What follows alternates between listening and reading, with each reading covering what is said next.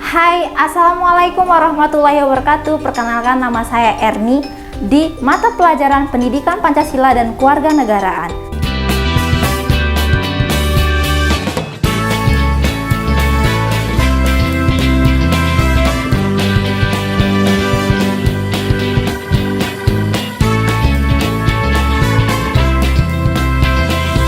Kali ini saya akan membahas mengenai nilai-nilai apa saja yang termuat dalam Pancasila, kemudian bagaimana perwujudan nilai-nilai Pancasila tersebut di dalam bidang kehidupan.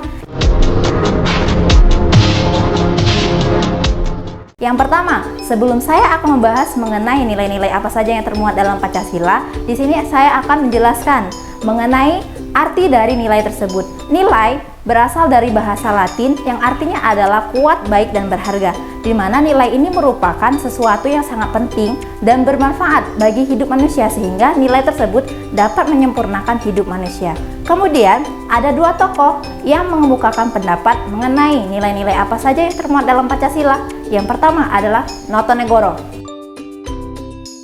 Notonegoro ini mengemukakan pendapat ada tiga nilai yang termuat dalam Pancasila. Yang pertama adalah nilai material. Nilai material adalah nilai yang bersifat kebendaan. Yang kedua adalah nilai vital. Nilai vital adalah nilai yang berguna bagi aktivitas hidup manusia. Kemudian yang ketiga adalah nilai kerohanian. Nilai kerohanian adalah nilai yang berguna bagi rohani manusia. Yang kedua, menurut Hamdayama. Hamdayama mengemukakan pendapat mengenai nilai yang termuat dalam Pancasila ada tiga nilai. Yang pertama ada nilai dasar. Yang kedua ada nilai instrumental, dan yang terakhir adalah nilai praksis. Nilai dasar di sini artinya adalah asas-asas yang bersifat mutlak yang meliputi pri ketuhanan, pri kemanusiaan, pri persatuan, pri kerakyatan, dan yang terakhir adalah pri keadilan. Kemudian yang kedua, nilai instrumental. Nilai instrumental adalah berwujud pada norma sosial dan hukum dalam mekanisme lembaga negara. Kemudian yang ketiga adalah nilai praksis. Nilai praksis di sini artinya adalah bagaimana pelaksanaan dari nilai dasar dan nilai instrumental di dalam bidang kehidupan manusia sehari-hari. Oke, itulah tadi mengenai nilai-nilai yang termuat dalam Pancasila. Sekarang saya akan menjelaskan mengenai perwujudan nilai-nilai Pancasila tersebut di dalam berbagai bidang kehidupan. Yang pertama adalah perwujudan nilai Pancasila di bidang kehidupan politik. Yang kedua, perwujudan nilai Pancasila di dalam bidang kehidupan perekonomian. Dan yang ketiga adalah perwujudan nilai Pancasila di dalam bidang kehidupan sosial dan budaya. Oke, yang pertama adalah pembentukan lembaga negara itu harus sesuai dengan kebutuhan masyarakat.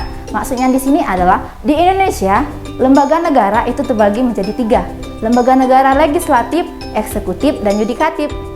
Lembaga negara legislatif itu terdiri dari MPR, DPR, DPD, dan DPRD. Kemudian lembaga negara eksekutif terdiri dari presiden dan wakil presiden. Kemudian lembaga negara yudikatif terdiri dari Komisi Yudisial, Mahkamah Agung, dan Mahkamah Konstitusi.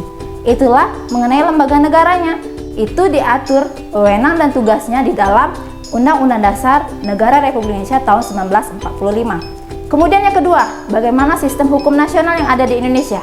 Sistem hukum nasional yang ada di Indonesia itu sebagai sumber dari segala hukum. Maksudnya di sini adalah penjabaran sistem hukum nasional atau pelaksanaan sistem hukum nasional itu tidak boleh bertentangan dengan penjabaran dari nilai-nilai Pancasila. Kemudian yang ketiga, bagaimana pelaksanaan demokrasi Pancasila? Pelaksanaannya yakni mengutamakan musyawarah mufakat. Pelaksanaannya tidak boleh bertentangan dengan nilai-nilai Pancasila dan dilandasi dengan semangat kegotong royongan, sehingga upaya dalam pemecahan masalah tidak terjadi diskriminasi antara sesama manusia. Kemudian, bagaimana perwujudan nilai Pancasila di dalam bidang perekonomian?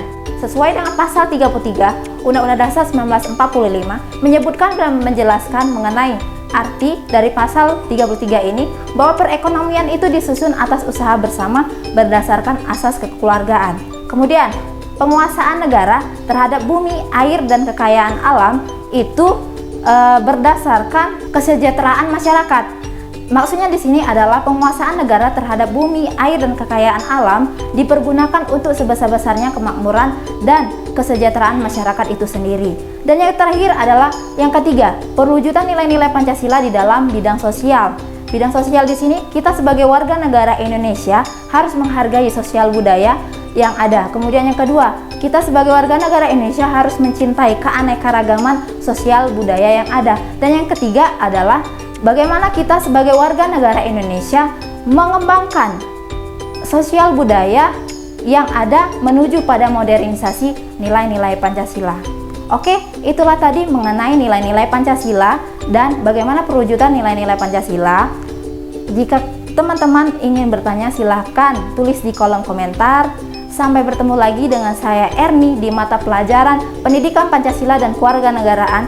Assalamualaikum warahmatullahi wabarakatuh.